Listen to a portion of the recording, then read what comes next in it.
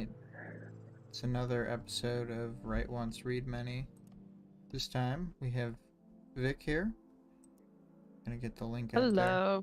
if you want to talk at the people. Oh God. Well, did you put the art up? Because I was gonna talk about that. I am now starting the speed draw. Okay.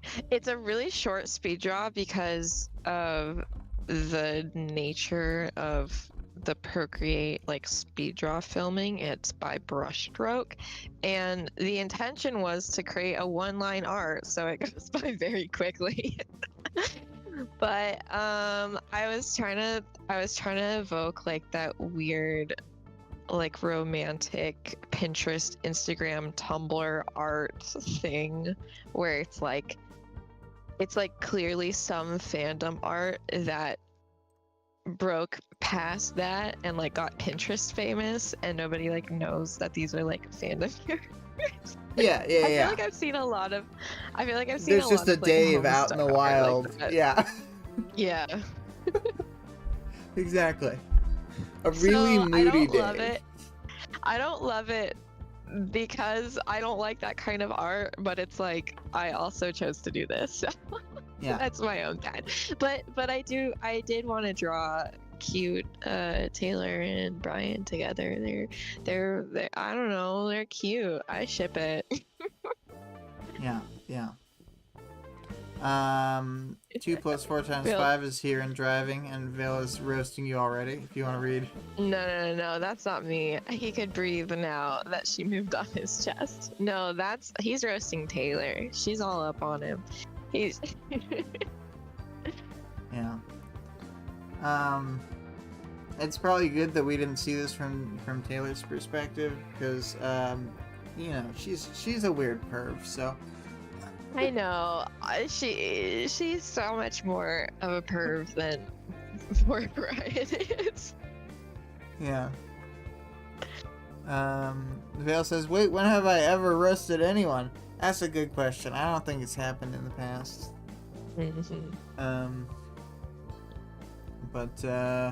Oh yes, as a reminder for today's audience participation question, it was, do you ship Taylor and Brian? Because I forgot to think up a different one before we started. That's okay. We'll talk a lot about Taylor and Brian. And for the themes, I could only come up with one. It was PTSD. I think it's pretty self-explanatory. Yeah. This is just the PTSD chapter. And as much as any other character maybe claimed to have it, Brian is just Brian's about just that reeling life right now. Yeah. Vale said the theme is snuggling with PTSD. It's more specific. Yeah. A little bit of snuggling too. I may bring it up when it happens, but one of my stray thoughts that I have been able to recapture is that Brian is much more empathetic to Taylor, I think, than a lot of the audience is.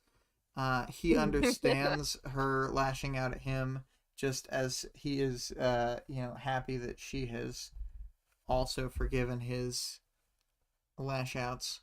I don't know. It's just people kind of hold them to a weird standard that Yeah. And I just feel like I've held that with me, that people are so mad at Taylor for that portion, when it's just man, you gotta give her some grace. Yeah, they both just went through some pretty horrid things. I know Taylor didn't get turned into a refrigerator, but she did see her friend turn into a refrigerator, and then she got her skull sawed open. I don't know, they just both weren't doing too hot. And also she's and everybody else got old. knocked out, and that's scary or whatever, but she kept fighting. She was fighting for 20 more minutes or whatever. Yeah, she had the responsibility of everybody on her shoulders at that point, before his trigger. Yeah. Anyway. Yeah. I think that as far as I've heard from like We've Got Worm, Taylor gets some judgment this chapter as well. Oh, does she? Um, I forgot to re-listen to their stuff this time. I just recall them being like, Taylor's taking advantage of Brian, and Oh yeah, it's like okay, guys, let's move on. But I don't know. We'll talk about that later. I the way that I view the world, and I think seemingly Brian as well. This is a good thing for him. Mm-hmm. So yeah. Anyway, I will let you start your summation. Okay, well, Brian's very been very violently taking out his frustration on a punching bag, trying to tire himself out. It's like seemingly been going on for several hours just from like the way that he describes the wear and tear on his body. And he's just kind of spooked out by the fact that this might be how he feels for the rest of his life. So, pretty bad. Yeah, yeah, Um, but after a final kick, he is surprised by Aisha in the doorway, and she's like, "You look like you're gonna have a heart attack, bro." Um, he's like, he gets like an adrenaline rush when he's shocked by her, and then it just like doesn't go away. And he briefly imagines her as Bonesaw, and he's kind of like able to push it out of his mind because he's like, Aisha's body language is way more casual than Bonesaw's, which is yeah. yeah. It's weird because I thought Aisha was taller than Bonesaw. Yeah, I think that she's got to be a little bit taller. I kind of see her as like a shorter girl, but not like less than 5'3". I guess I thought she was like your height ish, like 5'4" or whatever. Mm, yeah. Or I don't know Well, exactly how tall you are, but you know. I'm taller than 5'4", but I'll accept it. Okay. He briefly chastises her for not asking to leave, and then they have like a sibling spat about who knows more about wind-up clocks. And it becomes clear to Brian that he's having a trauma reaction because his heart rate like still hasn't gone down, and he's trying to get his breathing under control and Mm-hmm, hide what's mm-hmm. going on from Aisha. Um, Aisha's defending herself and she says, "Nobody even knows when I'm there." And now she has her awesome new Skitterbait costume, so she's safer than ever. Aisha notices that his knuckles are bleeding, and she's like, "I'm pretty sure that they're not supposed to look like that." Um, Brian thinks to himself that he's handled worse, which unfortunately triggers his memories of Bonesaw. He's like, I had a private joke to myself in a like classic Taylor moment, Yeah. and then immediately gets upset. Oh man, I just remembered the Victoria joke to herself where it's like, Rain was never happy. That was a private joke to myself. An all I need timer to start line. thinking that in my day to day. It does make private jokes way funnier when you follow it up with that. Yeah. Um, but Aisha kind of leaves him alone and he quietly leans over the sink for a minute while he's like having a flashback. But she breaks the silence and asks if he's okay. And Brian has to stop himself from telling her to shut up and go away. And obviously he stops himself. But he also knows that Aisha would literally go away and like probably not come back for days or weeks, as she historically has done when she's gotten in conflict with her parents. I actually don't think And it would be as bad this time as he thinks because I think that yeah, she's putting in way more effort than he even gives her credit for. yeah, he literally during this part, he's like, Aisha can't tell that anything's wrong. And I'm like, who the fuck do you think you are? Yeah, Um, like I think that he she just can tell like the whole time. he really underestimates Aisha like in all ways. Mm-hmm. But he understands that she wouldn't forgive him as readily as Taylor had after he lashed out at her, which I'm glad he realizes that that's something to appreciate. Yeah, that's what I mean. Um, That's the thing that struck me, is that he sees it kind of the same way that I do. yeah. Aisha says that she's gonna go out to scare off some merchants. And Brian says that he'll come too. And Aisha firmly rejects this. And he's like, "You're right. Some peace and quiet would be nice," as if he hasn't been alone all day. And then she asks for him to not do this again, so that she doesn't have to come back to a bloody mess. Um, Mm-hmm. Also, it's fine because Aisha's not going out alone. Regent's going to be tagging along. And Brian obviously doesn't like this idea any better than her going out by herself. But Aisha says that she and Regent have good synergy. And she describes a few of the tactics that they can use together, mostly convincing people that they're haunted. Yeah. um, I mean, I think and that's Brian pretty is, good. There's a gist yeah, here. it is good. But Brian's not happy to realize that they've been going out together before. Um, and then Aisha like really awkwardly offers for the two of them to go take a walk later before she leaves. And I pulled a quote here. Oh, yes, yes, sorry. So this part is, he was both relieved and terrified when the door shut behind Aisha. So many things were like that now. Bad with the good, or just plain bad. Vale said Vic is 5'4", .001. Get it right. Sheesh.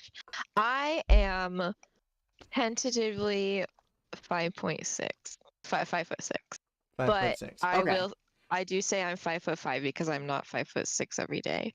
I'm sorry to have cast aspersions. It's just that I know you're like a bit shorter than me. You're in the category before, like, kind of. Before short. Yeah. Yeah, I'm exactly. average height.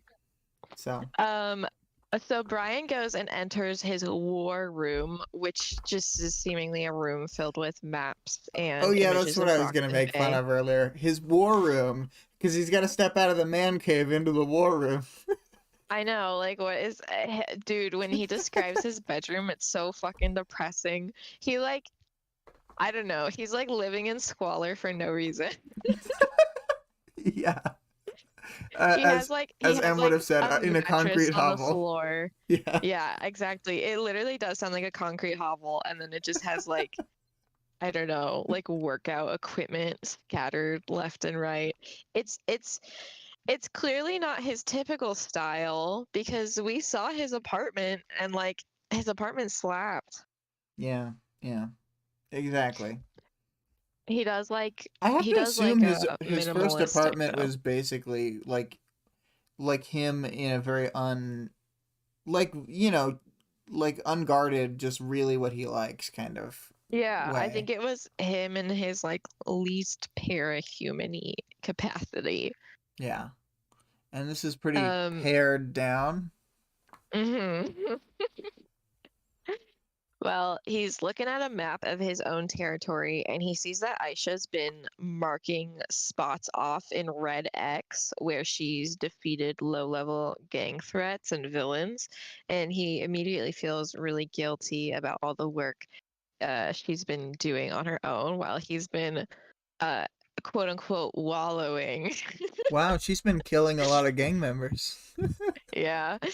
And then this is when he starts to like emotionally spiral. So he's thinking about how he's useless and how his body's been betraying him and his new power came from Bonesaw and his friends and family remind him of his trauma and his situation with Coil is collapsing and the city is collapsing and he can't get any sleep. Oh my gosh, what a complainer. What She a complainer. Yeah. he's He snaps himself out of this and decides he's gonna go after Aisha and goes to get his costume. But upon seeing his demon mask, he's reminded of Bonesaw's ramblings, as she'd played around with the idea of giving him a skull face and making him a cannibal with an always-on power, which I don't get the cannibal part. Like, she just wanted to make him a cannibal. It's not very thematic. Yeah, I thought it was like I thought it was just so that they would definitely try to kill him all the time, and like he Yeah. couldn't like reject the idea of like interacting with society to avoid it. You know what I Mm, mean? So I thought it was mm, just to draw the ire of the heroes. probably. Yeah. But out loud, he tells Bonesaw to shut up. But then a moth comes and brushes up against his arm, and it's clearly Taylor, so he tells her he'll meet her at the door. But it does take a few minutes for Taylor to arrive. I guess she was trying to give him plenty of time to wipe his tears away. Jesus. he he sees her walking down the street out of costume and notes her eerie confidence, um and in the fact that she doesn't like react to the environment in any way. She just like walks with head straight forward, doesn't look around, doesn't look before crossing the street. But he sees this as a facade. It's not true confidence. It's just how she navigates. Um, but she arrives with groceries and stares at him and makes him uncomfortable. And Taylor says that Imp asked her to check in, but she also wanted to see him, obviously. Mm-hmm. It was Brian it was gets lost double. in Brian gets lost in thought again, and Taylor tells him to sit down and talk to her as she starts cooking dinner for the two of them. Taylor's just, I don't know, it's like cooking dinner is so maternal. Yeah. And so when she like cooks for people, I'm always like, "Aw." I Um, just noticed on the art that her Tumblr is creepybuggirl.tumblr.com. yeah, Nice touch. thank you. I made it. I was like, I made it at just girly things first, and then I was like, no, this needs to be more specific. So I had Yeah. to go and check that Creepy Bug Girl wasn't a real blog, which somebody owns it, but it doesn't have any content on it. So I felt Mm-hmm. fine about it. Um, Um, I think it could have had like a way worse Tumblr-fied name, like low self-esteem. oh my God, no. Ugly wide mouth girl. Um, Oh my gosh. But so she's cooking them dinner and she starts talking like making small talk about what's going on in her territory and the kids and stuff. And Brian mentions that he hasn't spent a lot of time around kids aside from Aisha. And Taylor thinks she's really coming into her own. She even took down Knight in their fight earlier and is getting pretty good at using her power. And then she mentions getting the perma boosts from Victor, and Brian tries to remember something that Bonesaw said about passengers. Mhm. Um, yeah, but Brian looks over at Taylor and is struck with the memory of Bonesaw sawing her skull open. Mm. um, and Taylor notices that something's off, and she asks Brian if he wants to talk about it, but he evades, and he's like, oh, Bonesaw was talking about passengers, which isn't a very good evasion to like bring up a different part of the trauma that you're having a reaction to, but Well, whatever. it's also like funny because it's like first he thinks about that, then he like looks at the other thing, then she's like, "What's up?" and he evades by just going back to the other thing he was avoiding. Yeah, the other thing he was avoiding. Um, but There's two paths. he he thinks that he's like missing the brain structure that they need to manage the powers properly that he's borrowing. So Taylor offers to let him practice with her, and Brian reaches out with his darkness. Um, he's immediately overwhelmed with her power, and he's not really sure what to do. So he just kind of pushes out, and Taylor just pushes back easily and just starts talking to him in the dark. Um, and she talks about how her power gives her perspective on how small they are in the grand scheme of things, and that it's actually the small stuff like the plants and the insects running the planet. And Taylor sees seeing all of the bugs is kind of calming to her and helps her feel less overwhelmed by her problems. Um, Also, I like, pulled there's this. subtle and overt times in the past that we've seen her do this, like where she goes Hmm. into the bugs to avoid either feeling physical pain or to, like, avoid thinking about something. Yeah. Um, I just pulled this quote where he says, "Rambling aside," when he's Yeah. thinking to himself. He like Aside from says being a it in a hysterical really dame. he like says it in a really dismissive way. It's just really funny. Um, but Taylor looks more relaxed than he thinks anyone ever has in his darkness. Brian says that he wishes he could find comfort in his power, and Taylor's like, "What'd you say?" She can't hear anything in the darkness. Um, Instead of responding, he like he just like ogles her for it's gotta be a couple of minutes for sure. Um, and he's like silently critiquing her looks in a way that's like somehow simultaneously insulting and complimentary. She's not, I like, find it hot, but, like, I'm into her or whatever, so, like, shut up. yeah, I don't know. He doesn't it's more like I could see how somebody could possibly look past all of her many flaws. But then he goes Someone into such such as me. details. He goes into such details about her flaws that it's like, okay, you've been paying like way too much attention to not be into her. That's how it comes off to be. Um, he he does like find it like admit to himself that he thinks it's mildly endearing how she's like always positioned in an uncomfortable or awkward manner, like her skin is too small for her bones. For her bones. Oh my god. But he thinks to herself that he could see how somebody could maybe perhaps ever come to look past her quirks. Mm-mm. But Taylor interrupts his leering and asks him to keep an eye on the It's chicken he's leering. cooking. He is. It's so bad. And like she can feel his body posture right now. So she like knows that he's looking at her. Um but Taylor tells Brian that she's worried about him, and apparently a lot of people who have a second trigger event come to a bad ending shortly after. And Taylor says she's been through a lot in her life too, and that she's here for him. Vale said, "Wait, now Brian isn't leering. He is pondering whimsically. It's different." It is not whimsical. It's so insulting that. Ugh, this ugly girl who I'm into. Oh my gosh. It's so No, funny. I'm giving him shit. It's not as bad as I'm saying. It's a little bad, It's a but little bad, but it's like weirdly.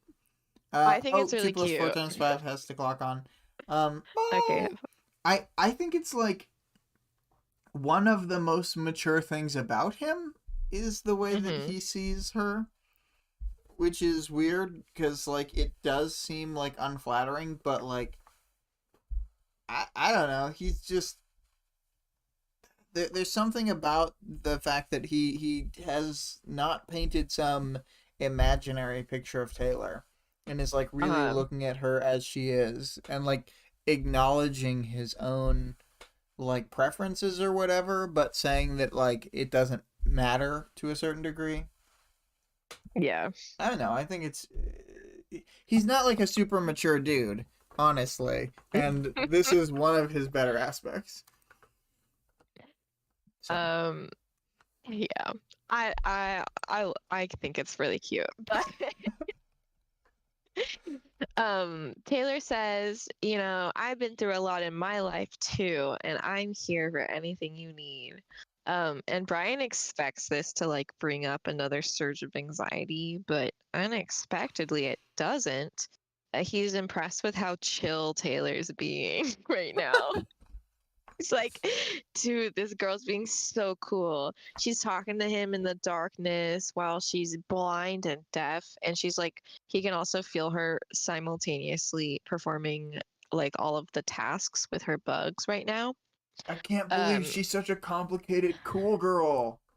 she's so cool. And Brian goes out to reach out to her and then stops herself. And Taylor's like, go on. What if the nerd was Um, the cool girl all along? It's true.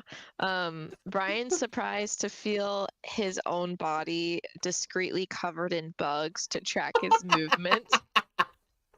They're like hidden in the folds of his clothes. He doesn't seem grossed out by this, which is very kind of him because I would have been a little mortified personally. Look, these aren't random Um, bugs. These are cool girl bugs.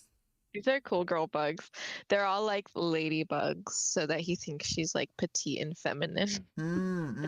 Yeah. Um, He tentatively hugs Taylor and she bear hugs him back. Aww. And he banishes the darkness. Vale said cooties are real, man. Well, they both got um, cooties now. they're getting all the cooties because they stand like that for several minutes, hugging really hard. And Brian feels tears in his eyes and he's unsure what they mean, then apologizes and is unsure what that means either. He pushes his doubts away and prompts them to go over the couch. Which Taylor briefly thinks that he's like asking for sex, but he's like, no, no, just normal couch activities. So they go over and they She snuggle can't up, be sure. featured here. After gathering some courage, he kisses Taylor on the top of the head, and then he tilts her head up and kisses her on the lips, and they fall asleep on the couch. Aww. Aww. So, That's the chapter. yeah, it's pretty good. Pretty good. Um,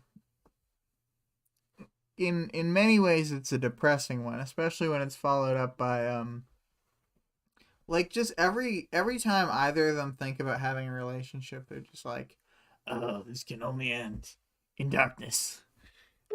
I don't know. I think it's a cute chapter. I mean, despite all the other Yeah, stuff, I think that this was a sweet way for them to like get together. As sweet as it could possibly be, because it could have gone so horribly wrong. yeah, and like kind of did the same like get together in arc 13 to 14, but it's just like this is way different because they're not about to fight like a death fight today. Yeah. So you know, um, it's just a little more chill. Yeah, Um, it's cute. so it's good. It's good.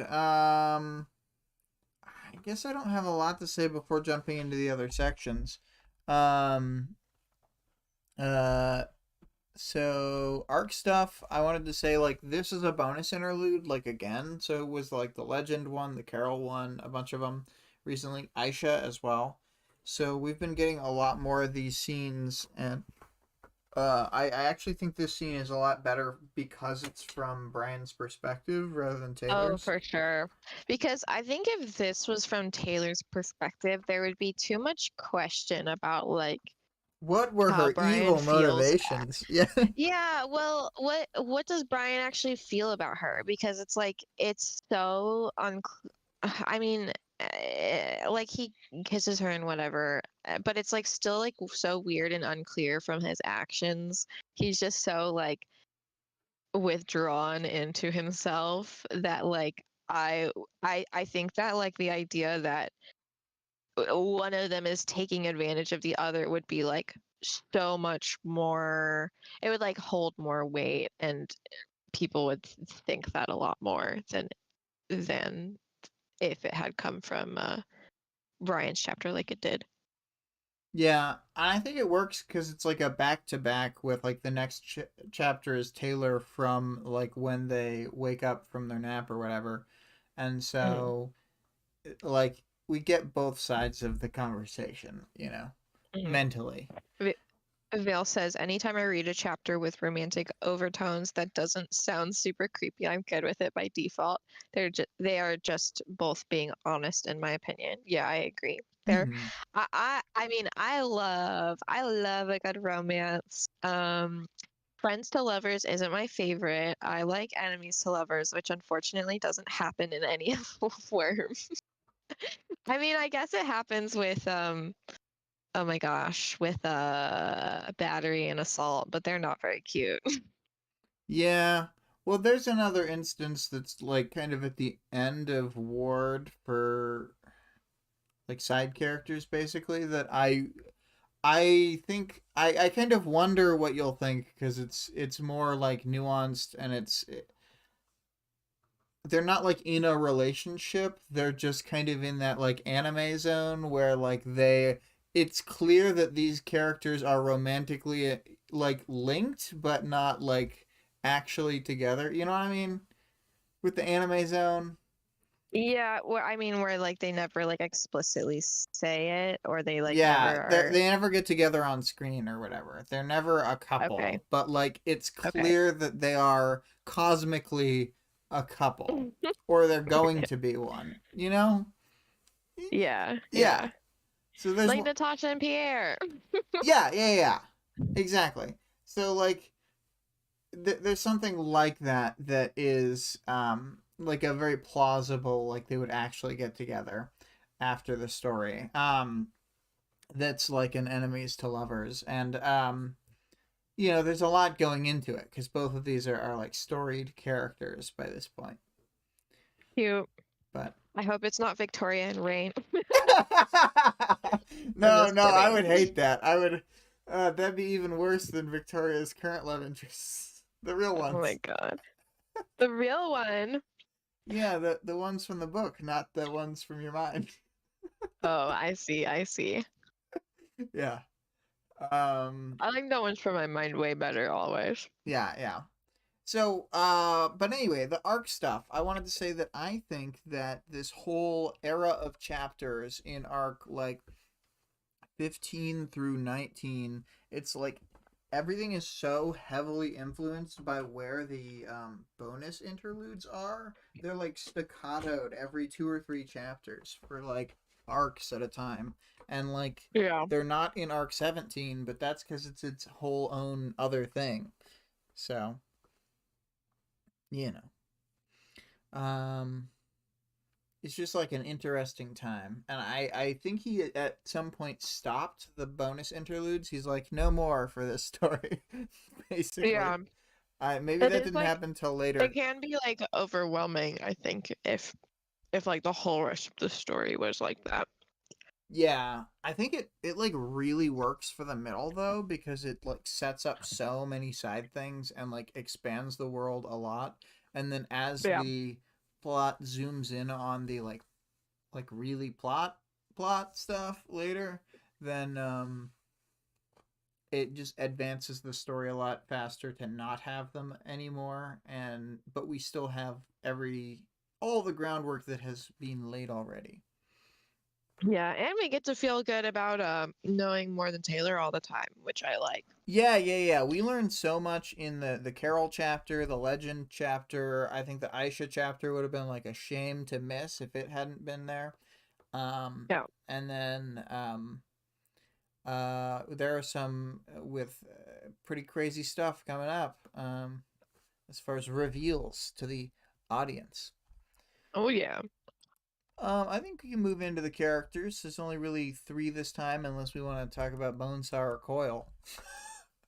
Oh yeah. Well, we'll talk about Brian. I pulled this quote of how he feels about Taylor.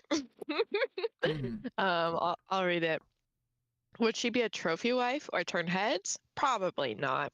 But he could see how someone might come to look past her quirks, even come to like them, and they'd find nothing to complain about in her. How someone might want to hold her in their arms. She spoke, interrupting his train of thought. I was busy thinking about holding you in my arms.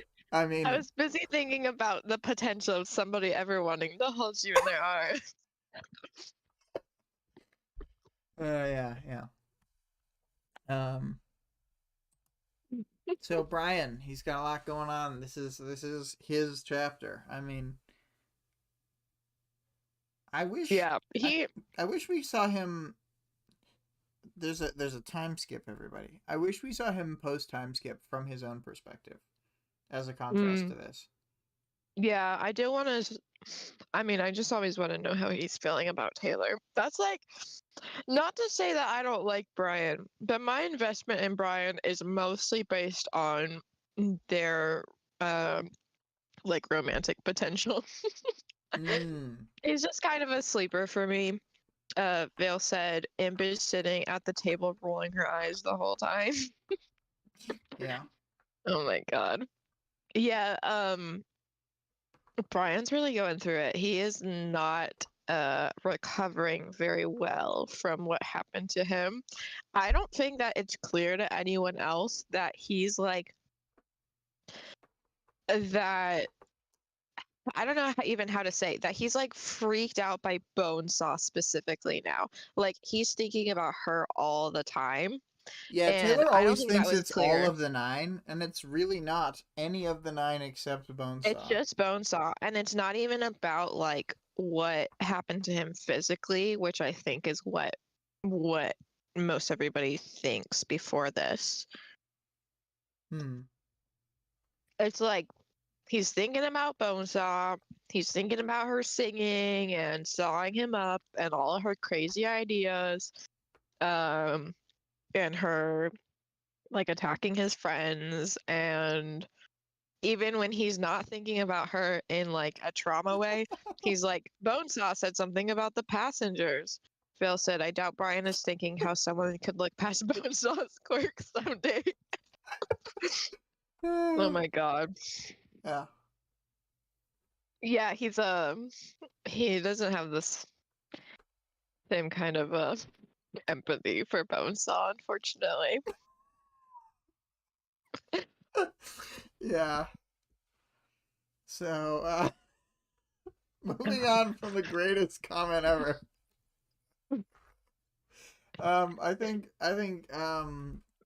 I think Brian's great because we could have told in like the past all the sort of discrepancies in his personality that we sort of brought up, and like how he has this like really like super mask idea of himself, and Hmm. like um in a way Taylor thinks about how like he is masculine and stuff, but like I don't know. There is that like But just huge mostly disconnect. physically. Yeah. Yeah, it's like I think she and us are both like confused when he's like, I don't understand women and I only know how to talk to like toxic masculine men and stuff. Like these are my people. And I don't think it's here, but like a little later he'll say something. He kind of like describes himself as really punitive, like he judges people a lot. And that's like another thing that we don't see him like we don't hear him do. He really like keeps that to himself. But it There's makes just like sense because of the extreme amount of like street rep focus that he is and all that stuff, and like how he had to go out even when he was injured and stuff. Like all those things, and how like um how he was after the meeting in arc 12 with Coil and the other villains, where Coil had um like hung them out to dry, you know. hmm um it's like his sort of pride in that way is very big, I guess. hmm yeah. And but he's not the only one who's like that. Like a lot of the other villains in the city are like, and not just in this city, but in general, a lot of the other people are sort of like really uh focused on the appearance of strength, and so is he. Yeah. And so Yeah, is for sure. Taylor, really. Just it's like Taylor, yeah. I mean, they're really similar in she talks about like all the ways that they're similar, you know. They're both quote unquote cautious. Um which just means that they like their actions to have intention, I think is what they mean. Right. Unlike Alec and Aisha, really. But I But don't know. neither of That's them something are he like talks about. super cautious. I mean, like I just brought up, Gru's like biggest like fuck up in the whole book is going out in arc 7 when he was injured, when he should have stayed behind, because he passes Yeah, out the second the fight starts, and then he's just like a point for them to defend. yeah. And if there's another like personality trait he talks about this chapter, which I feel like we like clearly see, but like I don't think we've ever mentioned, is that the reason he's like part of the reason he's been like so lost and like not doing well emotionally, I think even before like the second trigger, is that he has no like purpose right now. He was just like Taylor, where he's like going point A to point B to point C to reach like a specific goal. And then when Aisha like just had her trigger event and like everything went down with post Leviathan, his goal was taken away from him and now he like doesn't know what he's doing with himself. There's actually a point later in the book where Tattletale will have a seemingly like inexplicable like episode, like in the same way that like Brian or Taylor would. And I think it's the same reason, because she has figured out what's going to happen next in a way that lets her see, oh, like I am listless now. I have no next move. Yeah. Yeah. They all three are very similar like that. Just really, really not just goal oriented, but focused on a single goal and all their other goals will stack up to like complete that one. Mm-hmm. And Yeah. so, you know, when they lose that, they're pretty lost. So I figure he wasn't doing well before. He had lost his goal. He's having like these emotions about Taylor that like because he has like he's just kind of like so out of touch with himself that he like couldn't understand. he um it's like notable that when he apologizes to Taylor when he's holding her, he thinks that maybe it's because he like he's sorry that he took so long to like figure out what was going on with them. And I don't know, it's just kind of sad. It is sad. I mean, their whole story is pretty sad, because like they do kind of get together, but like both of them from the beginning are like, this is doomed. So Yeah, it's like I think it's a little self-fulfilling bit of a prophecy. self-fulfilling. Yeah, I think it's Mhm. I would say it's a little more self-inflicted than than they might think that it is. Yeah. Yeah. Which is, Mm-hmm. maybe if they'd gone in a little bit more hopeful, then things would turn out better for them. Mm-hmm. Mm-hmm. Do you want to move on to Aisha? Yeah, go ahead. So, like Ed put here, she's clearly putting in like a lot of effort to support Brian, but she's not amazing at it. At least she's trying. It's really sweet, I think. I don't know, like she like when Taylor says she's coming into her own, like she talks about it with just powers, but like her whole She dropped her like she's most of her whole shit, like all yeah, of the her whole weird shit that she was doing before she had powers, that like was and then even full some of the self shit that she was destructive. doing after. Yeah, Yeah. she was like just a little shithead and all like purposely causing problems for Brian, and she's just decided to let that all go. Like I think she's like just hugely matured in since we met her and since she joined the team. And it's I don't know, it's really sad. Like Brian doesn't see that like because he's like confused why she's like acting like this, and he doesn't seem to like understand that it's like the exact same situation he was put in where he was like forced to grow up as quickly as possible to take care of her. And then that's just what happened to her. She was just forced to grow up so that she can take care of him too. Well, I think part And of why he can't see it is that for him, his trigger event like would have been that from his own perspective, whereas for her, she had her powers and still kind of acted like a shit for several days. And I know it was only yeah, a couple days, but like from their perspective, it's like most impactful days of their lives. they So were pretty important days to be like yeah, running around and hiding from the team while you do secret missions. like to get bit by a modified wolf trap, like if there wasn't healing stuff involved, like that would have just been a leg gone anyway. Yeah. Like Yeah. regardless. So you can't Yeah. fuck around when you're a cape, you know. But now Aisha knows, and she is much more I mature. Yeah, she's much more mature. She's trying to be sweet. She has But it's hard to accepted be sweet. I think she's accepted Taylor and that she's not trying to like take advantage of the situation because she sent her herself to try to take care of Brian, or she was just like, I just need to do something because obviously I'm not helping at all. Mm-hmm. I I think for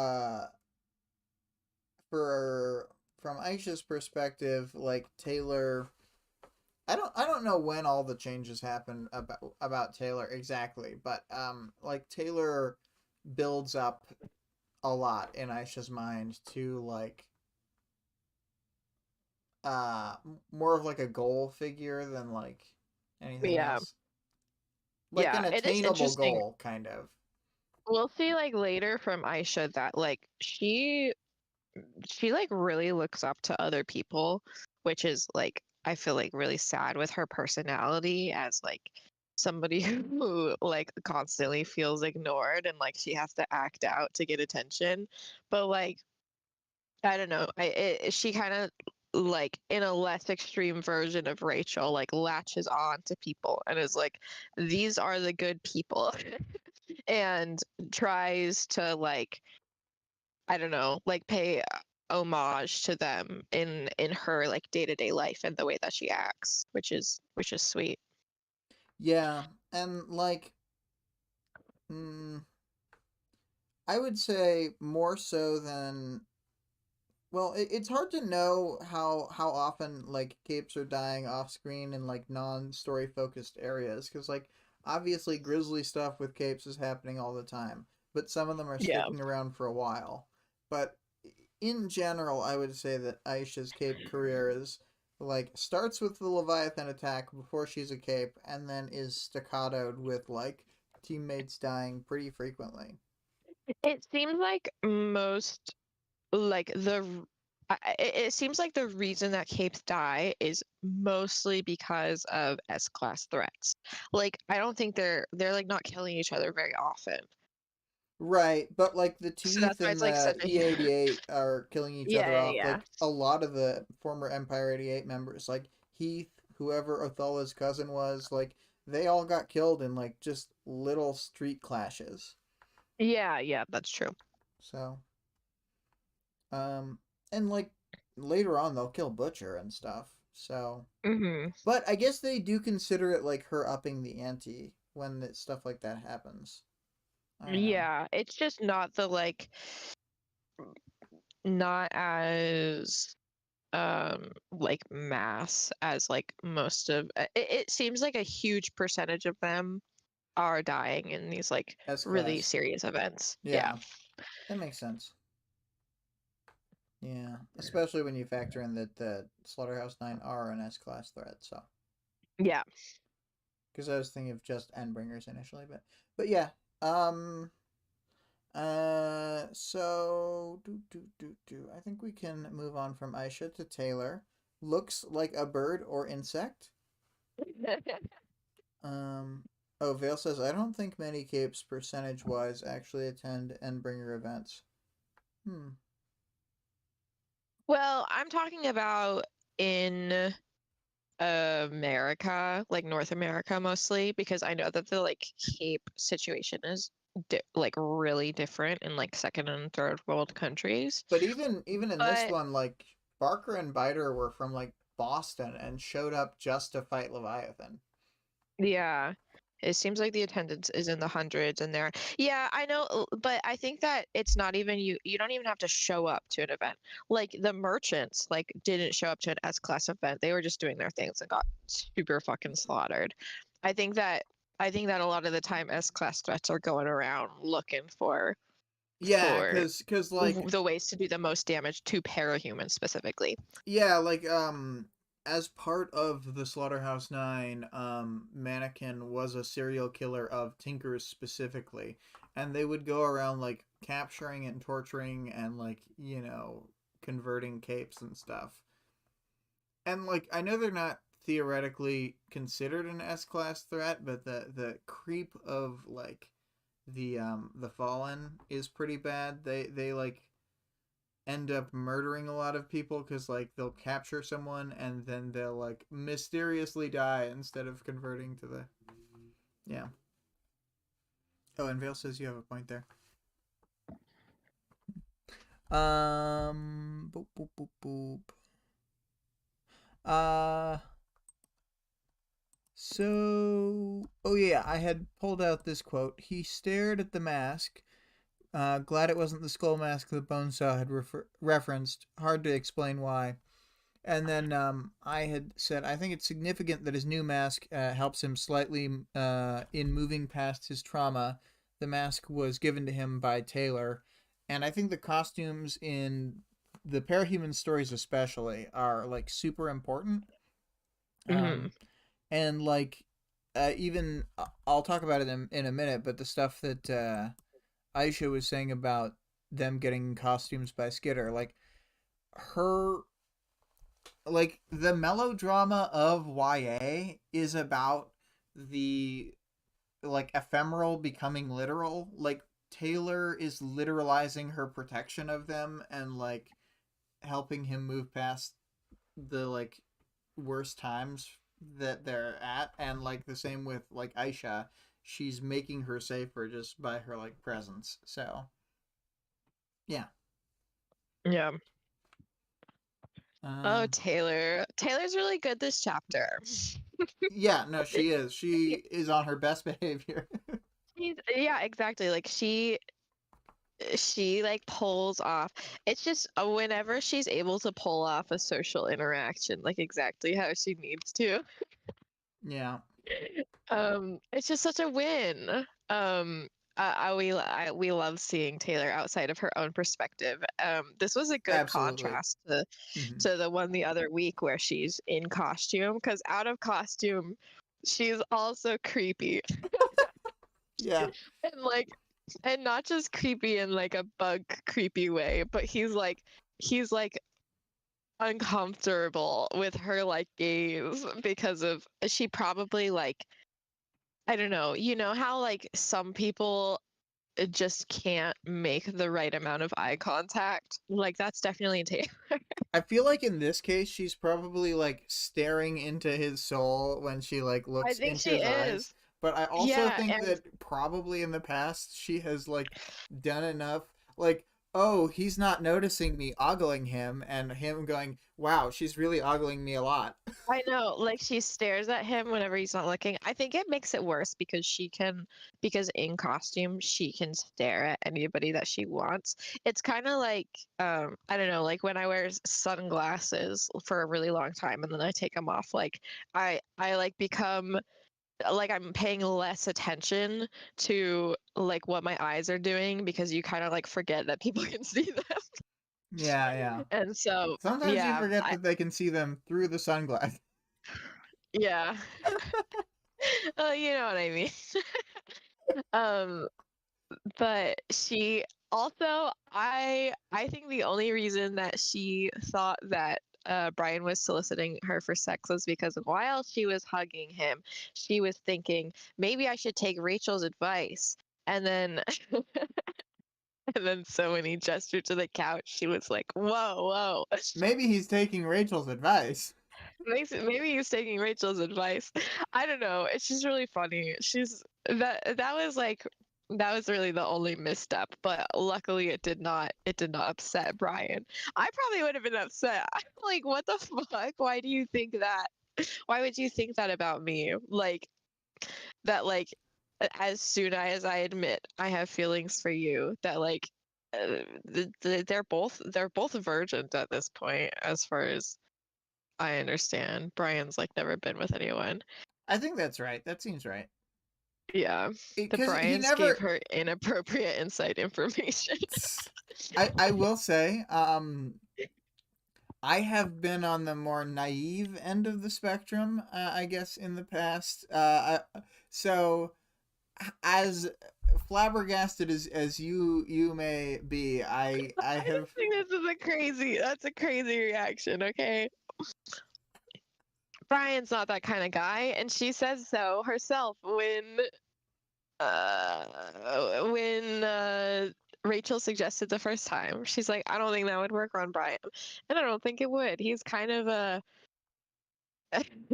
well, for right now he's like pretty volatile, but he's pretty chaste. Like Yeah, he while he's ogling her, he does not mention anything even close to how Taylor ogles him. yeah. Taylor's like, oh, I want to fuck.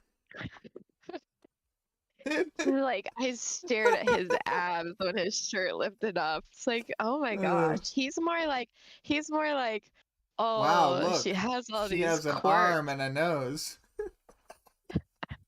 I like how they move in a weird way. Do you see that hair? There's a lot of hair. Oh my gosh, Got a it's whole so face funny. there. Two I'm arms, glad two that legs. um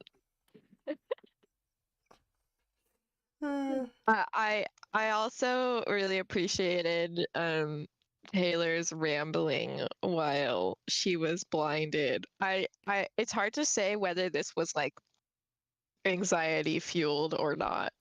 it. I. I got the impression that it was pretty smooth, even if she was like quote unquote rambling. So I think that because she knew where he was, etc., and had like some medium control over the situation, she felt fine monologuing at him, and it Hmm. was just shocking to him in the moment. Um, Hmm. Yeah. and I think it's like her in the moment of trying to connect with him, verbalizing a lot of things that she in the past could only like think around, I guess, because again, we do see her do the thing she's saying. She just But never she's never thought explicitly about it. thought things about it. Yeah. Yeah, So I think that it kind of like the idea that him like looping into her power could help him or whatever kind of just brought light to all that for her so that she could like express it to him. And it obviously helped, even though he's like, that's dark or whatever he thinks to himself. Like, I don't know. It seems like it calmed him down. yeah, yeah. No, I think it's good. Yeah. And she pulls off the like, your problems are small line of reasoning in a way that Without not making it not everyone. seem like Yeah. because I think Without that could come off minimizing. really negative, but like it in no way does. It's like Yeah. very I would say like almost like an empowering line where it could have been shitty. Yeah. Yeah. I think it's because she doesn't compare like their problems to other people. She like compares their problems to like the planet and how it works or whatever. I think that really helps with the message. It's not like, "Oh, I see all these people and I realize that they all have problems that are just as serious or bigger than mine or whatever." Like she's not saying any of that. She's just saying that she can like see things on such a grand scale and And it's not only size scale, but the implication of a time scale that is longer than a human life. mhm. Yeah. Yeah, So for sure. I think she pulls off her message like ridiculously well. Yeah. Yeah, I think she does a great job here. Um, Rambling aside, it's like, okay, Brian. Oh, Vale has commented. Read off Vale's snarky comment. The way the light glistened off the faint sheen of sweat accentuated his muscles perfectly. Taylor, she looks she looks like a mantis, but not at all. Sorry, not an all bad mantis, Brian. She's just Yeah, he's partially like bad. she looks like a bird, and you're like, aw, and he's like, or a bug. Typical bug. Typical bug. Like, I know that she looks like a bug, but it is much more flattering to Well, say that, he also oh, says she's it different. He says bird-like. like a bird or one of her insects. One of her insects. And you know how I feel about the bug insect dichotomy. It's much better to be Oh a yeah, bug than yeah. an insect. Yeah, bug is cute, and insect is a little grody. Yeah. Um, maybe maybe it's more like her insects move like her than she moves like her insects, you Oh know? my god. Yeah. I was gonna just mention that I don't know, like it's really nice to see a romance with like a female protagonist the uh where the love interest isn't like I don't know.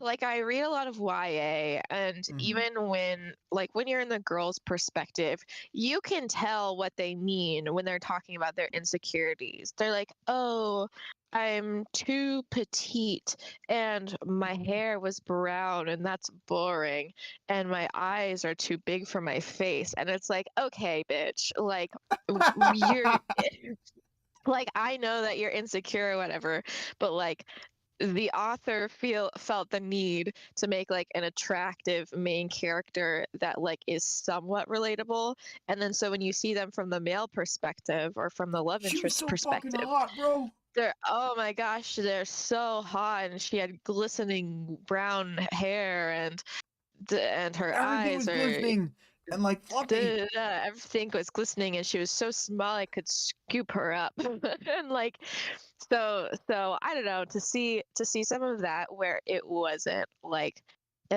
all positive, She's but like a I bug, do but like a still feel hot bug. she's like a bug, but I'm into it. Like I loved it. I really like I don't know. I think that's really nice representation, and it makes me happy every time I read it. Yeah.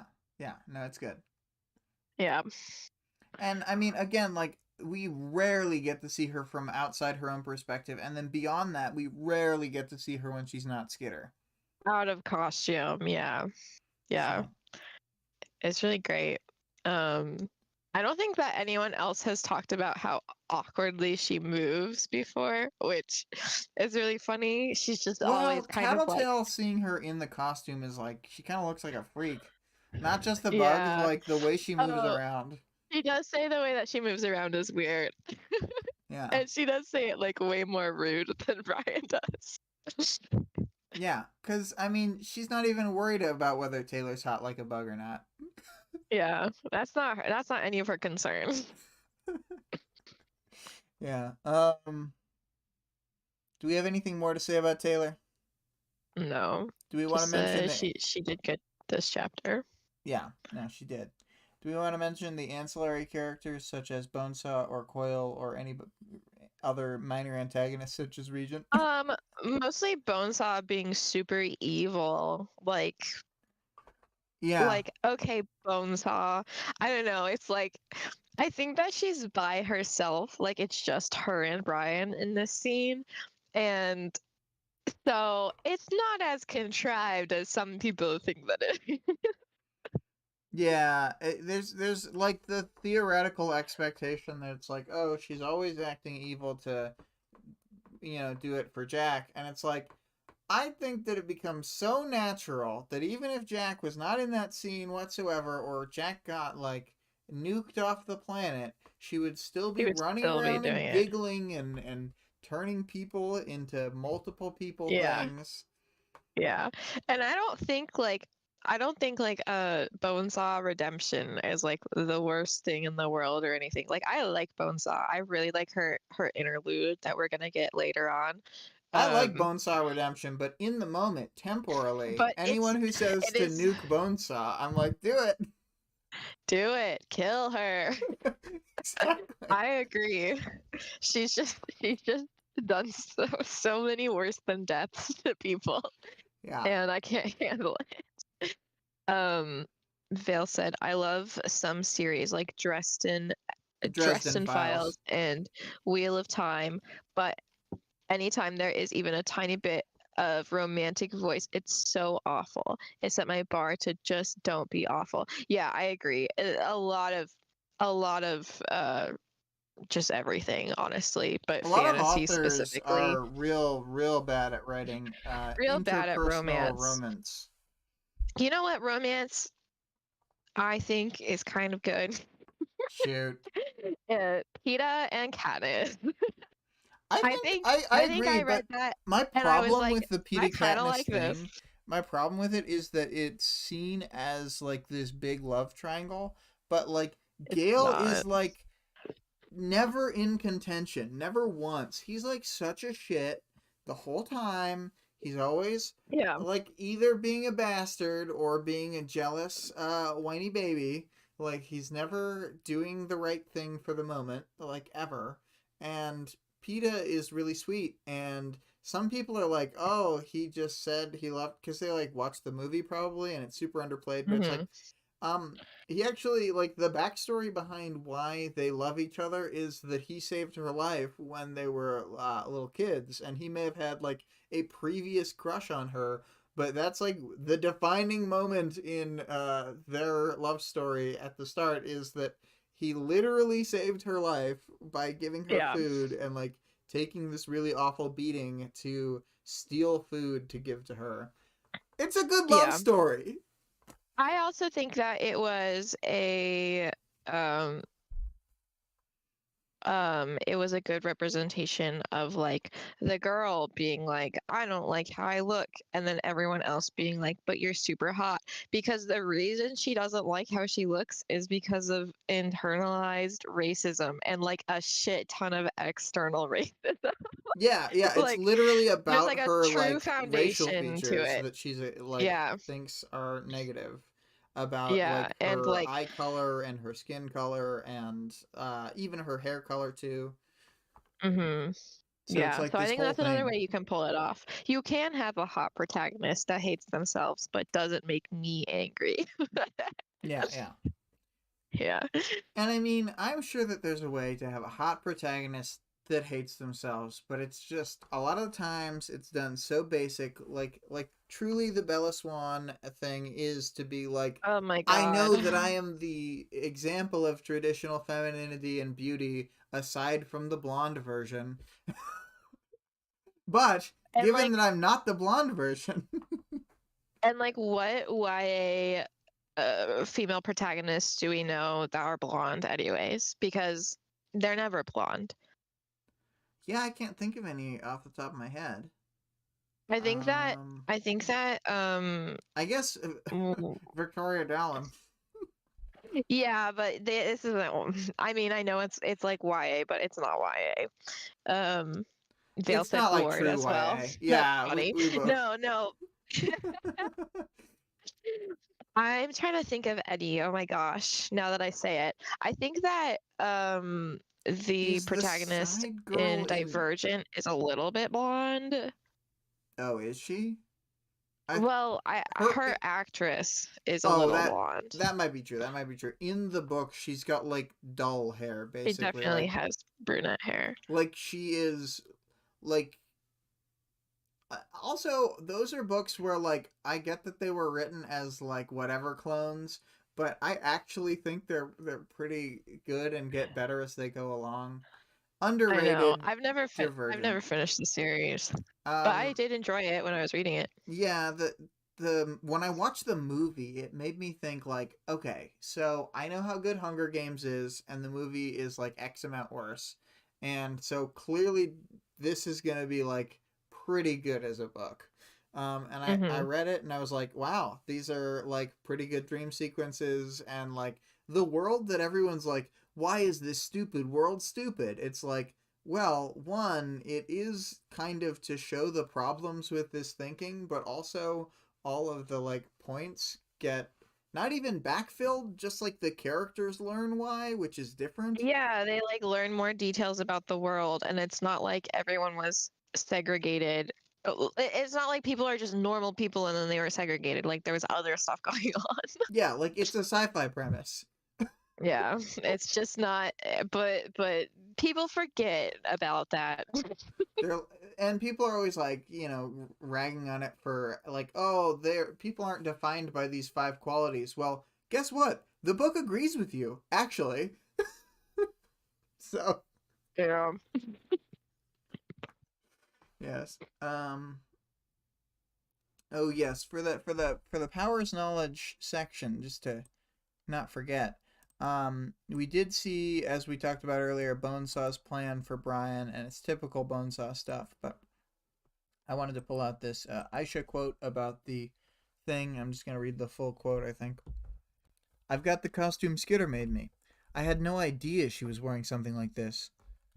It's so smooth, so light. I thought she was bullshitting the fact that you couldn't cut it, but I tried, and she was right. It's crazy. But yeah, I'm as safe as any of you. Safer. So I think it's good to have a moment where another character acknowledges like how crazy good her costume is. Like Yeah. for what they do.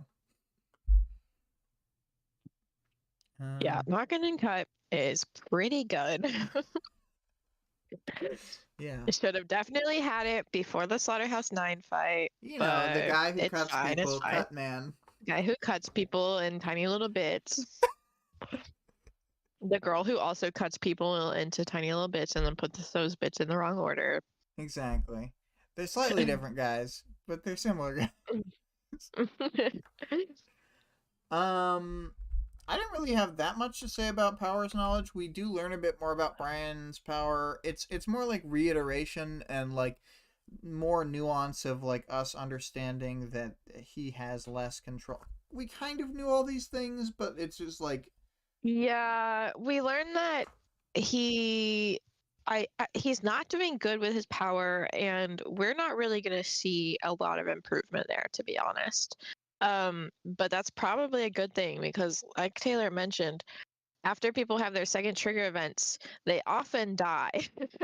So, maybe like diving into the new aspects of the power is dangerous for a lot of people. And like in this yeah, case I think too, so. like because it's him his like trump power is being able to like feed off of the aspects of whatever he's stealing, you know? Um hmm and I, like I maybe also that's think that, bad for him in some way.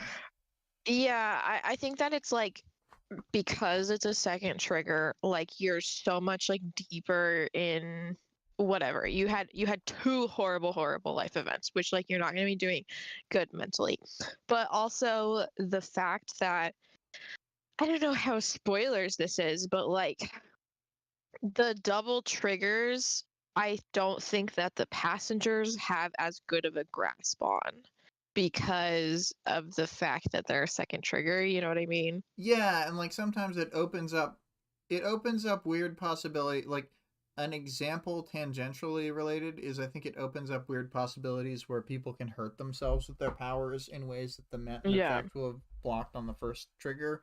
And I think like in Yeah. relation to that, people could probably have weird mental relationships to their powers in terms of like because there are some powers that like a real mental illness kind of degrade you over time. Like most powers hmm don't, because most powers are like low grade mental Like illness protecting where you you too. kind Yeah. of like are different or get this power or whatever, but it's fine. And then other ones like actually slowly kill you. So Yeah. I just think that they uh, are less likely to have safeguards and that the passengers are like less good at protecting the people with a second trigger because they have less like experience with it. It's as far as I understand, it's new to the passenger as well. And like Vale says, I agree with this. If Brian stole a power that caused him to generate fire, he might not have protection from the fire like the Yeah. power holder does. and like if you generate it through burning it in your hands or whatever, and it has to start in your hands, it's a pretty Mm-hmm. fucked power to steal. Yeah, he's gonna be pretty careful with it.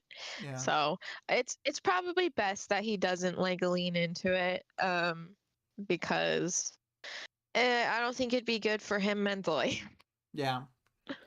Um, even though we're talking in our future question about how we could be better min max. Yeah, I wanna see what people's ideas are. You want to carefully min max. Um, Mm, I had a good idea for a bonus here that I thought of right beforehand, which is top 5 ships thus far with all existing ooh, characters to now. So, okay. if you want to do a quick ship list, and I think Vale's the only one in the audience right now, but Vale, top 5 ships with characters existing up to this point in the story. Okay. And some. I mean, I really like Taylor ships. I like Oh, me Taylor and too. Brian. Um, I love Taylor and Amy. I know. We're each writing our own little list. Here, real quick. Lisa. Who else do we have? Hmm.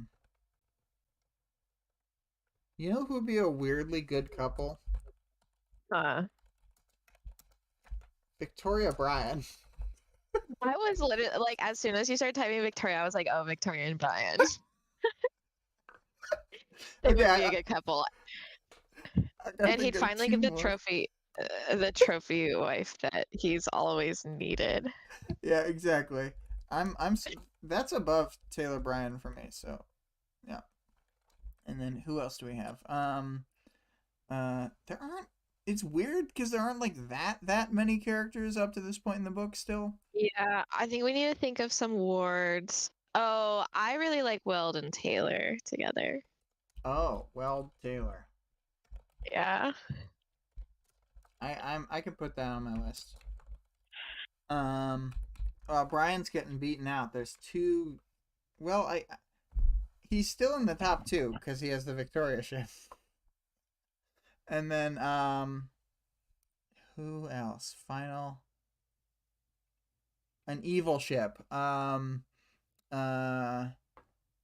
Emma and someone evil. Emma and Sophia. Emma and Sophie is too easy. Okay, Emma and Taylor.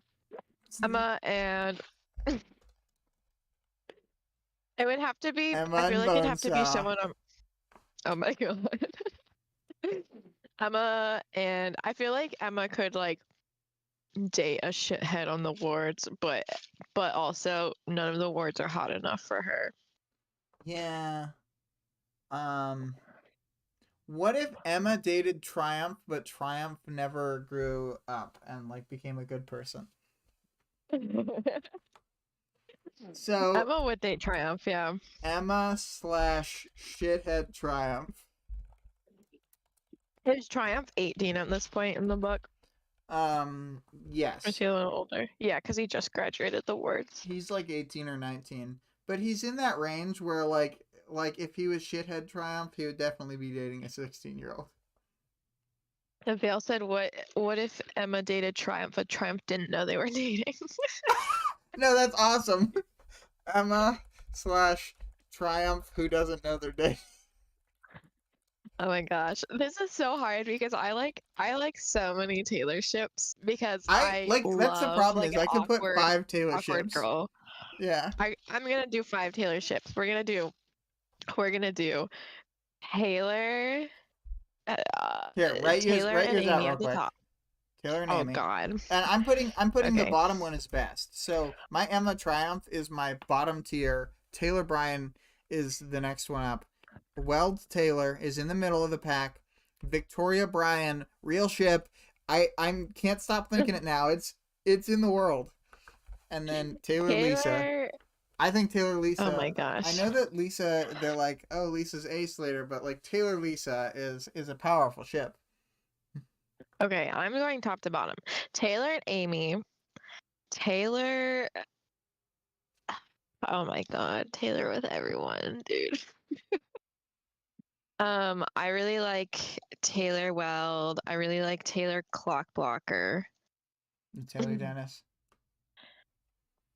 I'm gonna do under Taylor Amy. I'm gonna do Kraus and Noel, which is the only real, the only real ship and the most problematic. Um, what was my last one gonna be? Oh my Oh, gosh, Vale said Vale. Lisa. Lisa would not be Lisa, ace if Taylor is available. See, that's honestly, where if the Taylor if Taylor wanted to misunderstanding date comes Lisa, from. Lisa would date her. I'm just saying. What? See, that's where I like.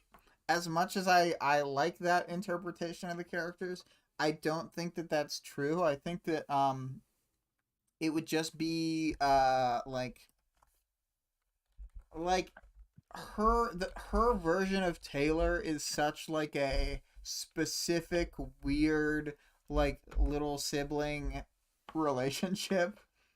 You know what I mean? Yeah, yeah, Like I'm sorry that I'm yeah, being a yeah, downer right now. yeah, yeah. Thanks for shitting on our ships. I'm just kidding. Um, okay, okay. My final is Taylor Amy, Kraus Noel, Taylor Weld, Taylor Kraus, and then Taylor Clockblocker. As final answer, locked in. Locked in. And then Taylor mine's Kraus is Taylor Kraus is a Spades relationship though. yeah, that's fine in parahumans. Yeah, I figured. Bill said Lisa would not think any of Taylor's thoughts were gross because it would all be so wholesome about musculature and sweat. Hmm. Um Yeah, Lisa's seen worse. Lisa seen worse, yeah. I would say if I was putting in spades next time we do this, which obviously we're going to have to keep doing shit like this, I'll have to include spades relationships. But I just hadn't thought about that. Also, like, it gets easier as you get into Ward because like half of the cast is locked behind getting to the second book. Yeah. So yeah. Cause like there's so many characters from that I'm like instantly like so much more interested in shipping. Yeah. But anyway. Um I think we can move on to the real audience participation. Do you ship Taylor and Brian? Let's see what the audience had to say. We got one Course. answer. One answer from Vale. I think Brian is great for Taylor, where she likes tall, muscular, and handsome. I don't think Taylor is great for Brian, where he likes risk mitigation, planning, and willingness to run away. That's such a good answer.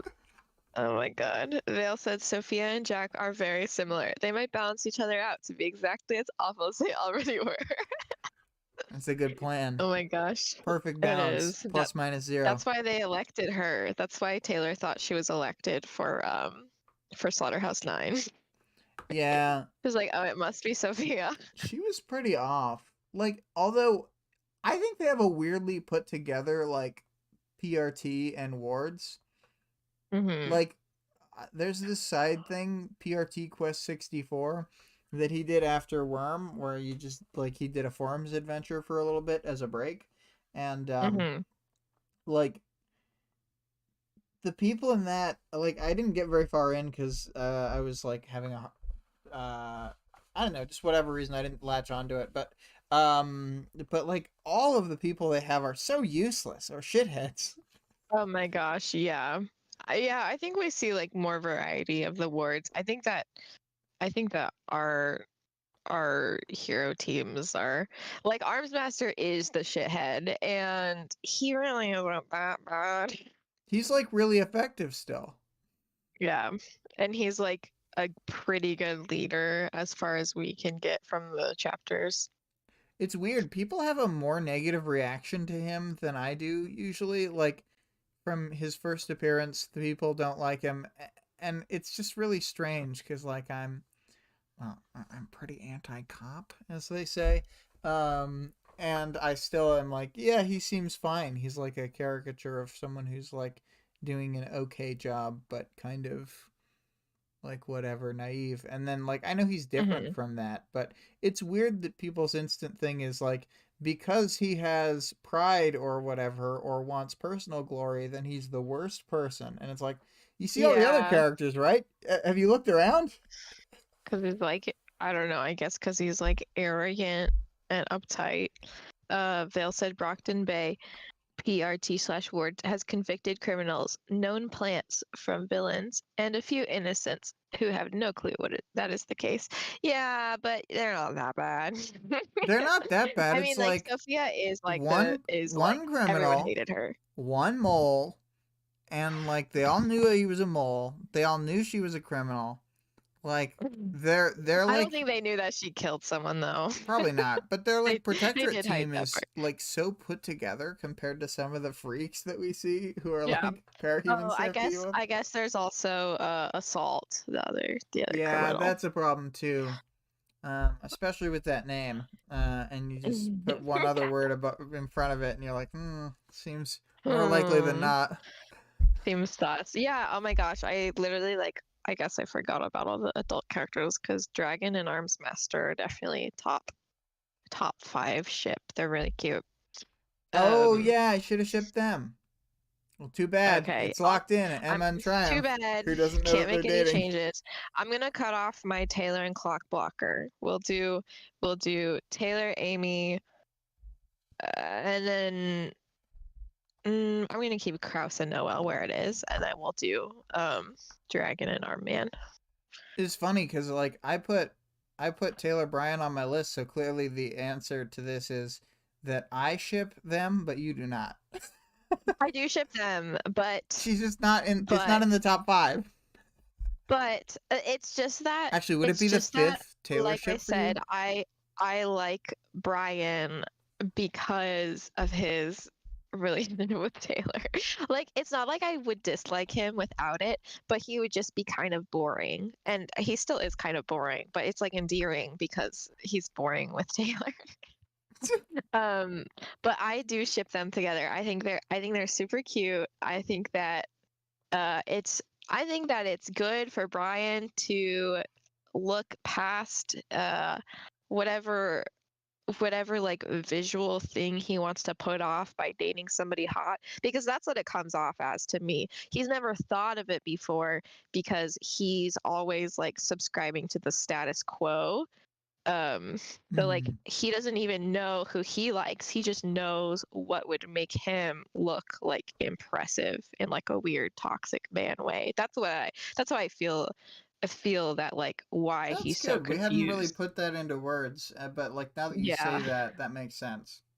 Yeah, just because yeah, it's like anytime anything happens, Brian's like, I've never dealt with this before. I've never dealt with girls before. I've never dealt with like this kind of guy before. I've never dealt with kids before. Like he's just in this like weird shielded like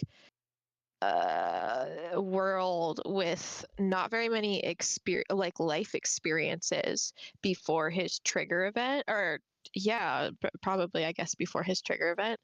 And so I don't know, he just like he doesn't have like a fully formed identity, and because of like the toxic masculine way that he was raised, he thinks things like, is she ever going to be a trophy wife?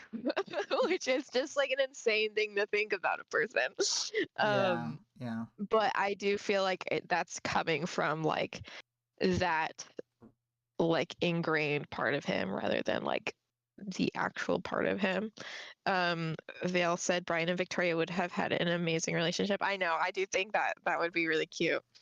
um yeah, I ship it too. I agree. Brian and Victoria, Brian and Taylor. How could I have never thought of it till now? That's the thing.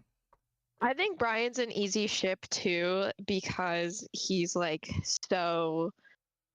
just like so chill and cool. So then it's like really anyone could go with him. Yeah, I suppose that makes sense. I just think they're both like really straight laced, and they're both like Yeah. fucking uptight and crazy. Yeah, I Uh, agree. Vale says Regent Regent and and Imp. Imp. That's like a baby answer. That's too easy. Too easy. No, no, Sorry. no, I'm no, sorry. no. I like Regent and Imp together too. I think that Regent and Christ. Imp like weirdly don't like it seems like they would make each other worse, but they like somehow make each other better. They make each other the same amount. No, no, no, they make each other better. Okay, okay. It's good for them. We can say that. I think so, okay? I agree with Vale. Regent and Imp all the way. Okay. Cries. Christ. Okay. Well, it's been a good cast. I'm gonna start off the ending music and start reading off the exit stuff. I think though, Vale says they should have been married and traveled the country visiting PRT headquarters to do impromptu risk assessments. Definitely, Hell yeah. definitely. The Master Brian and Stranger Victoria, protocols. they'd be going. Oh, I mean, Regent Imp. Well, they could do this too. Yeah, yeah, yeah. Regent Imp because they're doing the Master Stranger protocols. All right, I just thought that Victoria and Brian, they're like the kind of like nerds. They Because would Brian's a also do fucking that. nerd, bro. I know he's a jock, but he's like one of those nerd jocks No, who's he's like, a nerd jock. I know how to do all the punches, and I only like to learn the first forms because once you know the first forms, you can really intuit the rest. You basically know the whole thing. Yeah, he's totally like a. I don't even know how to describe it. Like He's a a Reddit weird martial nerd artist somehow. mansplainer. I've definitely he's like one of those people that I would tell them I'm like taking a class and then they'd be like, you don't need to take that class. All you need to know is this, and you're wasting your money. Yeah, definitely. Yeah. Phil said, "Oh, Regent and Imp. No, Brian and Victoria have that as a job, so they visit each in advance to fuck with just to fuck with them. That is the story. Yeah. All right, fair. They show up at the same time while they're doing their protocol checks. What a nightmare to deal with imp Mhm. attacks while you're trying to do a protocol check. Yeah. I don't even know what's going on. This door just keeps flying open. It's supposed to be secure. It's terrible. Well, all right. I'm gonna read out them links, I think. So the music used in this episode, as will be for Arc 15 and 16, is Monarch by our friend ScarlettXOX, which you can find her at twitch.tv/Scarlet_Rogue. Then the Discord server link can be found in the stream description and the channel description. The author of the work being discussed is, of course, Wildbow, who can be supported at patreon.com/wildbow. The full text of the work is available at parahumans.wordpress.com, and the first audiobook is at audioworm.rain-online.org. And yeah, any last goodbyes? We got a thanks and take care from Vale. Any final words? That's everything. Nope. Okay. No final words.